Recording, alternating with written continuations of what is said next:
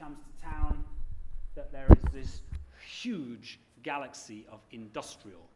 Now, we've had many decades of thinking that industrial was somehow going away, and of course it isn't. And we notice, because it's blindingly obvious, that this is one of the world's great constellations of industry, all the way from the Lyon metropolitan area through to the Ruhr. And it is very scattered and complex.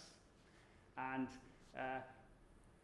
there is some shifting going on in the economics and the dynamics that drive industry, but within all that, there's a very small but significant shift in relation to cities, we believe, and it's relevant to the observation. And it is that whole galaxy in small moments meets the metropolitan, and where it meets it, not just to do with the functioning of the metropolitan constellations, but also in terms of the dynamic that feeds the other way from the innovation and entrepreneurialism of those city places.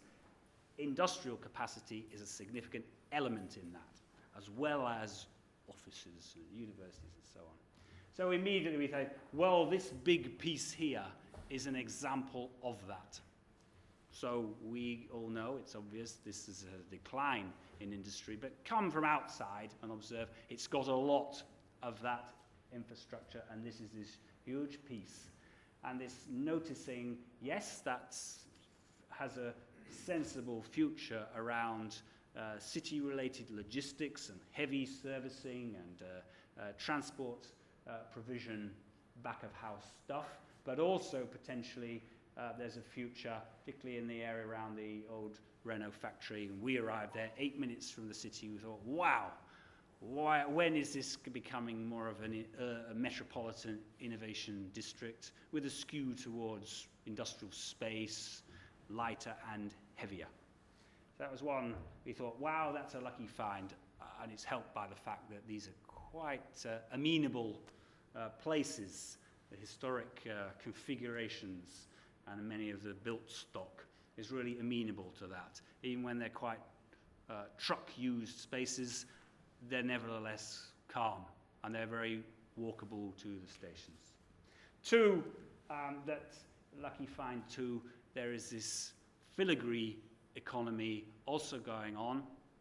If you were to ever try to create that from scratch, you would need a lot of money and you would meet a lot of impossibility.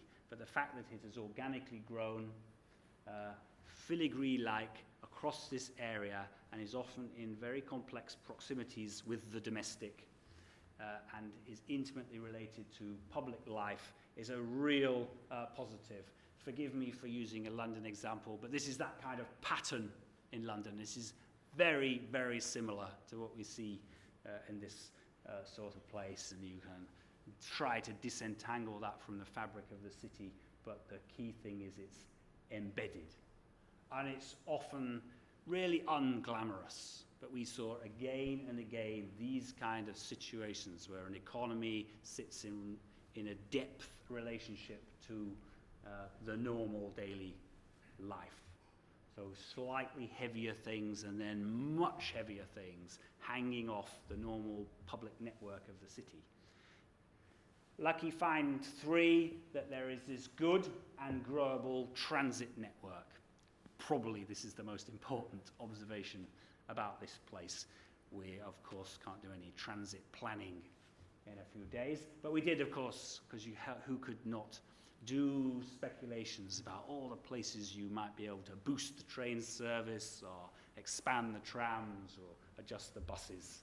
It's a little taste of that. And not to forget, or to make the point, it's quite useful to see the cycle network as a kind of version of a transit network. And we observed actually some really good cycling network in the more emphatically fringe parts of the area, but often they didn't connect really well into the city. So that's a job. Lucky find 4 is that there is this eccentricity of residual landscapes. Again, you could just see it as scruffy and accidental. None of them are parks or anything like that. highlighted there are two cemeteries, but really this part to the north and the east of where the city had got to when those cemeteries were built, and when things like NATO, old headquarters and now new headquarters were built. That this is an amazing asset, that sort of sense of the informal use of this residual agricultural fragmentary landscape. It's like, well, that's a good asset. Probably can and should shrink, able to shrink, but it should be done in a quite intelligent way. And these are some of those kind of spaces, just ignoring the fact that some of them might be going to have prisons on them, but there's this big network of these spaces, and many of them very intensively used. Number 5, this can very easily be seen as a colossal negative, but let's just see it as a positive for a minute. There are all these compounds, like NATO, like the rail yards, and there are many blockages, embankments, railways, and motorways. But they actually channel what's possible in the city. They, in a way, make the decisions easier, and they form some extraordinary spaces. And this is just laying down some of those as a reminder. These big things with fences around them, or that you can't climb up. Like that. Everywhere. Lucky find number 6, very European. The positive side of what we all know but often forget to talk about being European is that we are ultra diverse, ultra fine-grained, democratic, and have a bewilderingly diverse society and economy. And we even just enjoyed, just somehow something resonates about the idea that in here a major phenomenon ongoing for 25 years would be a Scrabble club, and it just said something quite subtle about language and culture. So we found that fascinating, and if you can bear a little comparison with London, my feeling was, being very embedded in London scene, was, oh, this is like a sort of scaled down London, the positives of it, the fact that this relatively, compared to somewhere like London, small city network is ultra metropolitan, ultra diverse, and that we are increasingly collectively able to understand, connect with, that's far more positive than negative. It's this powerful dynamic in the city, and joyful. Number 7, and the last of these, and this is the one that we became most fascinated by, is these old streets, in contrast to the 20th century aspiration and new built version of streets that were free-flowing, which have a role in our cities. It's these old streets that actually seemed most fit for some role in the future of this area, because they are, in their origin, about the mixing of modes: walking, cycling, buses, sometimes other forms of transit, and driving. And that these are the principal clusterings of much of the economy and the majority of the finer-grained economy and public life of these places, even when they're really quite rough and confusing and don't feel immediately organized urban. And then at places like here, they become really quite familiar types, like beautiful small-scale street. But at most places are these very mixed things. That seemed like something to really embrace. One other little observation we fascinated us was somehow how the topography of what we think of as anachronistic in the city is always shifting. Usually we think most of the city is somehow anachronistic. We wouldn't do that if we started afresh. But what is fascinating about the current moment in history is that the role of these big free-flowing roads that we all know is of vital relevance to us, but its influence on forms of urbanism, that those are starting to seem perhaps the slightly more anachronistic elements. for this compound of sensible reasons to do with congestion and emission and obesity, the way we all move around, etc.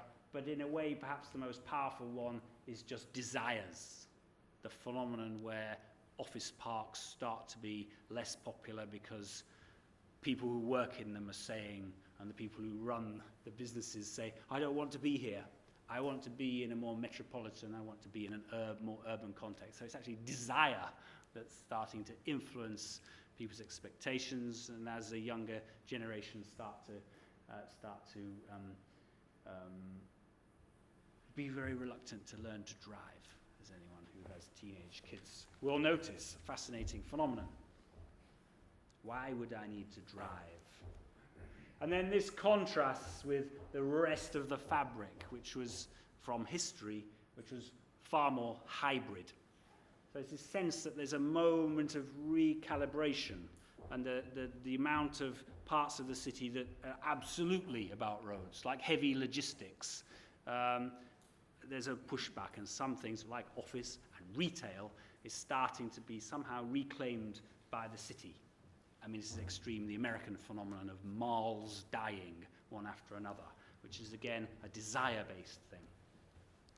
So this thing of lively spines, I'm going to hand over to the students now to do, I hope, a blast through in 4 groups what they've done. These are these 4 spines that all have really wonderful historic names, and I can't remember any of them, but you will, the people who are from this place will know what those are. One of them, much more fragile and only a path at places, is this one running the other way. We're also fascinated by the status and potential of these pieces of fabric like that. So there were roughly 15 students that came and went a bit. You can do your bit on each. And then I'll try to do a little finishing piece. Okay, so basically, as Mark said, we did a lot of walking. So this is just an image of our separate kind of sketches all merged together, and how they show the 4 different kind of quite distinct characters of each different axis. And what we wanted to do essentially was to retain and enhance some of these characters, such as the villages, the allotments, and then kind of create new atmospheres and new characters with possibly new cultural hubs, and to make the area a bit more lively and active to increase the productivity, basically. And one of the other main ideas was then to try and use this idea of a green belt, which would connect all of these different spines, so it would work together and not just remain as these spines that function by themselves. So here you see an initial sketch of this idea of this active and productive green belt, which would, in a more transversal direction, transgress these different infrastructures, and which would include the existing green areas and the existing activities in the area and connect them together. Then we also believe that in the center of this area, a new cultural and educational hub could be created, which embraces the existing infrastructure, such as, for example, NATO, and to really make a destination of this area and to embrace this existing identity. Then we also believe that the new project for the prison could be integrated in the environment, so really integrated into the existing surrounding neighborhoods, for example, through urban agriculture. The industrial character of the canal continue in this segment, and therefore the canal-based industry can be kept. And in order to revitalize this area, some of the industry can be transformed into small businesses, including maybe film or high-tech industry. And finally, we came to look at the residential intensification, which was sort of the main idea of developing this area. So using the kind of limitations we had from the existing infrastructure and where locations have been marked out, where the cultural and industrial section should be located, we sort of mapped out where residential spaces could be placed with the existing infrastructure and transport links. And one of the key things we were looking at is density, creating a transgression from the urban area out to the rural. So you've got sort of villages on the outside and more built-up areas towards the city. So we wanted to create a gradual sort of stepping down in intensity. And we also started to look vaguely at, how this might be phased. So there are certain areas that could be developed in the future. So certain places have potential for more development. And yeah, we also considered the services that might be needed. So if you were to propose that many new houses in the area, how education and local services would need to be provided as well to sort of correlate. And so we were looking at educational things that would lead into providing more specific vocational jobs and maybe lead into the industrial areas that provide local jobs that we suggested earlier. So when we were walking through the site, we made more or less the same observation as the other groups, is that there were like lots of underused spaces and a good network, good railway and roads network. So we decided, because the space was really huge at the core of lots of political debates, and we had not so much time, we decided that how can we build a framework that will guide the densification that will happen anyways. So we decided to create some links in between these underused spaces. So we based our reflection on the four roads here. So the first one is the one going along the canal. So we decided to create a green corridor going from south to north of the canal. We using kind of the industrial design which is already existing to guide the people from the kind of small villages to the industrial site, the north part of the city. The second zone was the high streets. I can't pronounce the name, I'm sorry. Okay, so this high street. So we realized this high street is quite well built and there is lots of underused spaces, and we decided to create a rhythm when you are experiencing and walking through that street, and create kind of public spaces at key crossroads. And these public spaces are based on sharing concepts. So it's roads, walking, cycling, and the tram at the same time. The third zone was the one more in the agricultural lens. So because we observed these underused spaces, but also this agricultural lens we wanted to protect, because they are part of the identity of the city and also they are part of the heritage of the city. We decided to protect these lands by enhancing maybe community farming, and to frame the development of industrial sites, and to link it to the other high streets through green spaces, green pathways. And the fourth zone is the main high street.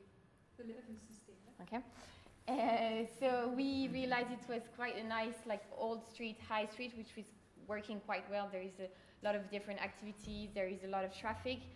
But we have seen that there are lots of, especially around the car industry sites, that there are lots of spaces that are not used, but which are not accessible for the pedestrians because there are fences or some kind of infrastructure. So we decided to make that kind of industries completely part of the high street by, instead of building it spreading it, to build higher, so they kind of become landmarks on the pathway, and to make all these unused spaces accessible to the pedestrians. So that's basically a sum up of our ideas, because we saw the space was really huge and so many different characters that we just wanted to come up with the idea of how can we clear and clean the space so we can guide the densification that will happen anyways. Yeah, and it was more about what spaces should be left open, as opposed to and what character should that open space have, so that the link that would stay permanent would be what's open, and then that the character of that open space would define the growth around it. So that along, especially the main, we felt the street in the middle where the white indicated open space that we felt was that we were creating that didn't exist, and then we took some of the open space back to be used for development, so that the important agriculture, we wanted the open space to be productive land or to be productive public space, because a lot of it was becoming unused. So any of the pockets that were hidden or unaccessible for industry or to grow, that the existing infrastructure wouldn't accommodate for it, that we would try and link them through public routes and a more pedestrian network, so that it wouldn't take much investment to make them link, but through the public being more accessible to that, that it would kind of open up opportunity. So we worked in broadly the same framework as anyone else. We even branded our Noordrand sort of area in a quite a cheesy logo, but kind of works. So we were fascinated by the whole overlap between the 60s motorways and the great after-war built structures, and also overlapping the old historical bits, which are linking the little towns of Haren, Degen, and St. Stephen down in the south. We thought that could be something which could be utilized, and by bringing back the old connections in a way of linking sort of a pedestrian and a green link between them, that could create some sort of appeal to the area. We thought it would be interesting to first think about housing going there. So we thought if we make a very attractive area, which attracts people in the sense that there are public amenities there and they would like to go there for a walk or something, that might actually start convincing developers that it's a good idea to kind of build houses in there.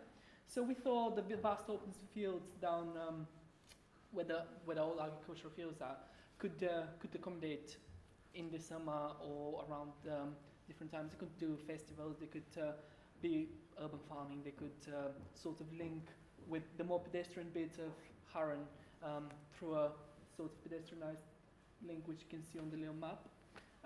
We thought also next big idea was linking this to the canal, and how the current proposals, which are sort of in the sphere, we kind of got a hint that there is something going to be happening in there, but we don't know what. So we thought that would be a nice, interesting link, because there's already a cycling corridor going in there, and by bringing a sort of a pedestrian link, that could also start revitalizing these bits.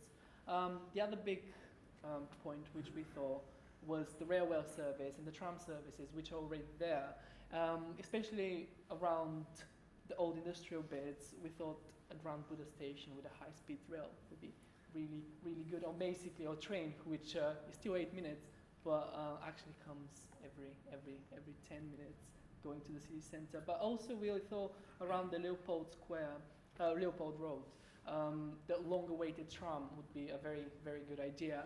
And we thought the old NATO would release a lot of land, and the new NATO is sort of peaking like a little mountain. So we thought we can create a sort of a hub or a neighborhood, the NATO quarter in Brussels, which would be between the historical villages, and which would serve as a sort of it would be on the crossover between our pedestrianized and more leisure walk with the high-speed road to the airport.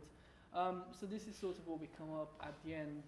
It'll be a very we'll be focusing on several nodes, and they'll be the first ones to kind of receive sort of development, which potentially could start sprawling a bit more of a mixed use environment. We thought it would be very interesting and very good to preserve the current arrangement, which has been created historically in the little villages. For example, currently you have a house and industry coexisting together, especially with the fact that most of the industries which are in there are light industry or non-polluting ones, which could potentially live alongside housing or residential developments.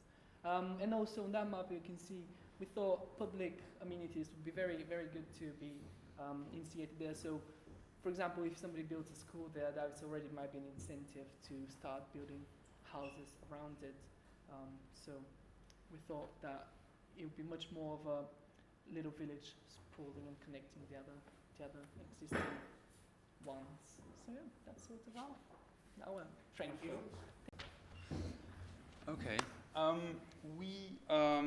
think a lot of the observations that were already explained, we sort of had the same observations. But what we were really fascinated by was that there's a massive making potential in this area. So we branded our project Haren Things Get Made Here. And the first thing we did was actually to look at what we think is really interesting that we want to keep or to enhance, rather than looking at what do we want to get rid of. So there's a lot of things, for instance, in blue are all the things that we think are really interesting to keep and to enhance that we can work with. Everything in green is sort of what we definitely want to keep, which includes those older villages, but also the industrial buildings along the canal and this sort of almost residual green network that appears behind buildings between railways and so on. But we weren't really looking at this area as master planners, but rather thinking of how can we insert tiny new things that could make this work a little bit better. Whoops. So in particular, we were looking at, like most of the other groups, the main roads leading out of Brussels, but then also these sort of much more informal old networks linking together the old villages. So that's all the red lines, the old paths that pass in between old factories and fields and so on. And so one of the things that we were looking at were frontages. The area is literally on the border between Brussels and Flanders, but we thought that actually it's not really the border, it's just another part of the city. So there's all this sort of activity going on that in the city you'd usually push outside towards the edge. And we were looking at how can we actually make that communicate with the city. So instead of having this massive NATO block with nothing, that doesn't relate at all to the city and this urban function that we think is really present in this area, we thought of what could be the frontage of such kind of building or institution. Another thing we looked at were startups. We actually found this is kind of a defunct industrial area, but actually there's a lot of activity going on that goes kind of almost in an informal direction. And we thought it was really interesting to sort of look at how can we use that to provide cheap spaces for young startups, for cheap housing. And the canal, of course, is a huge asset that could make this change happen, which is something that in a lot of cities is actually already happening. And of course, this informality of the space is sort of could be really beneficent to creating this sort of making hub in the city. It's the canal. Another thing we looked at were those high streets or high streetsy streets, where we thought it was really interesting to have this really tight-grained mix of activities. And we were looking at how can we actually create depth in these high streets, adding green openings, but also adding more activities in the back of those houses where there's generally a lot of space.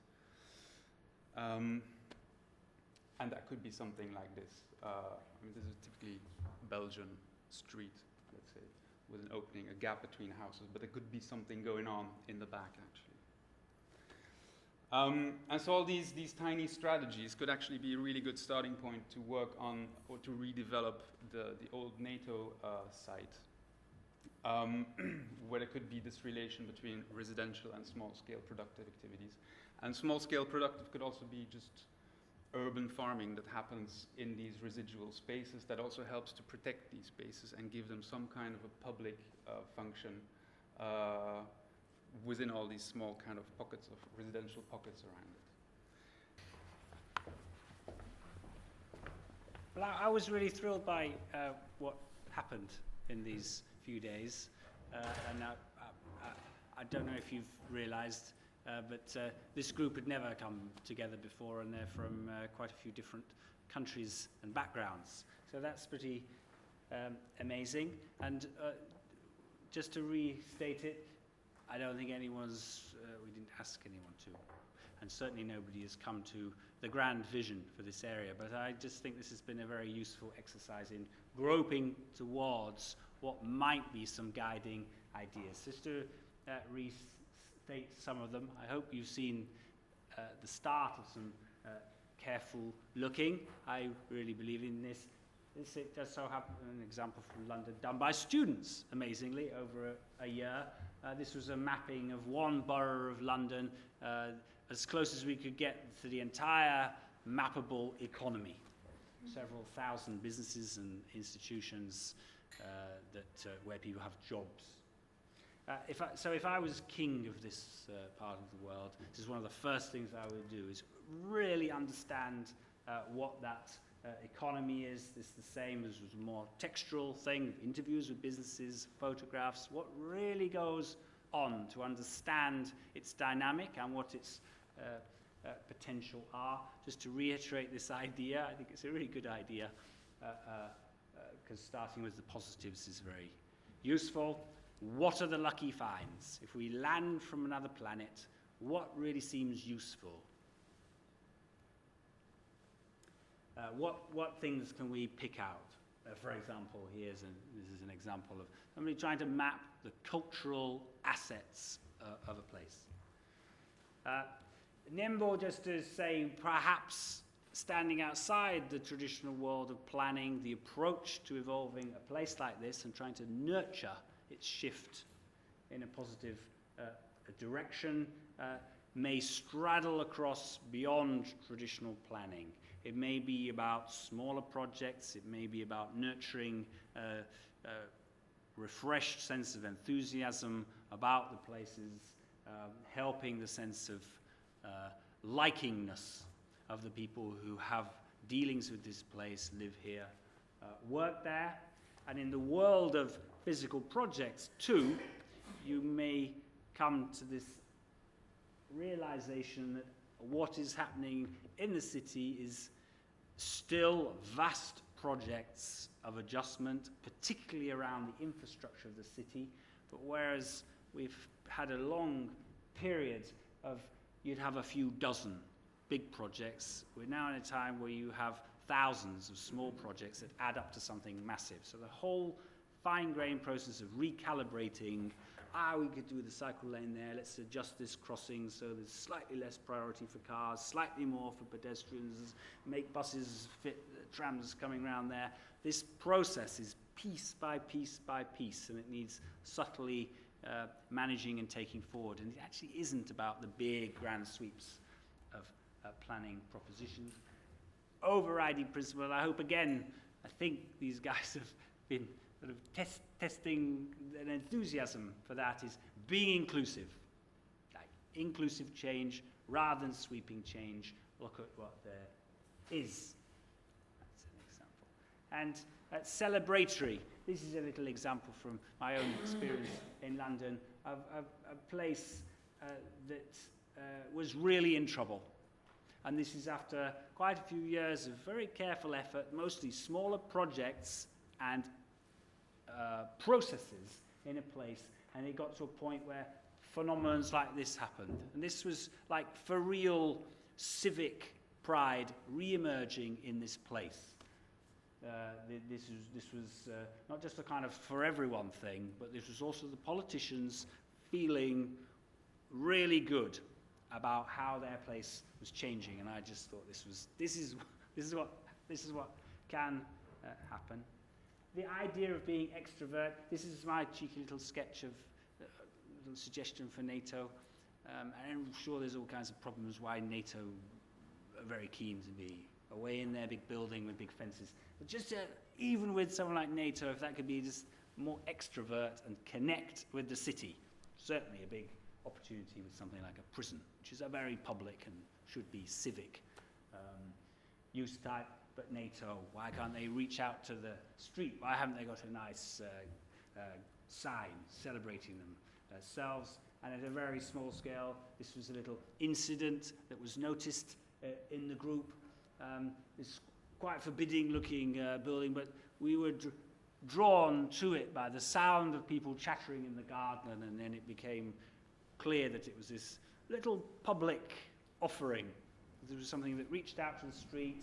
It was a nice mixed sort of cafe bar place. It's these simple little things, piece by piece, being nurtured as extroverts. Finally, the idea of welcoming, again, with this thought about these street structures that there are, to push to the maximum that the use is there, should, whenever possible, be encouraged to welcome people. This is a little sketch of a city of 10,000 red carpets as the idea of what a good city is. But the other side of welcoming is just to be impressed by how welcomed we've been, and the collaboration with Ruimte Vlaanderen and others, and welcome from people with some political influence